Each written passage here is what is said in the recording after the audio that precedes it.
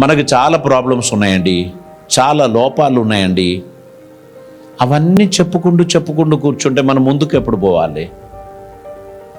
ముందుకు పోవడానికి ఆశిస్తున్న మనం సృష్టికర్తతో కనెక్ట్ అయ్యి, నీవు నన్ను ఈ విధంగా నడిపిస్తున్నందుకు నీకొక ఉద్దేశం ఉందని నేను నమ్ముచున్నాను.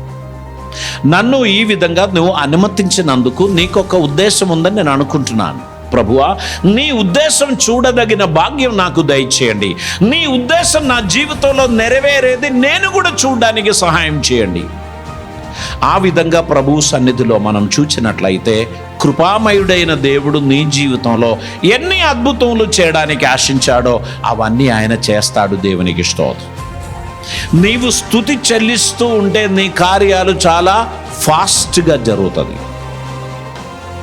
నీవు కంప్లైంట్స్ చెప్తూ ఉంటే నీ కార్యాలు ఇంకా డిలే అవుతుంది. ఫర్దర్ డిలే కాకుండా ఉండడానికి సర్వజ్ఞాని అయిన దేవునికి స్తోత్రం చెల్లిస్తూ ముందుకు పోవడానికి ప్రయత్నం చేయాల్సినటువంటి అవసరం ఉంది.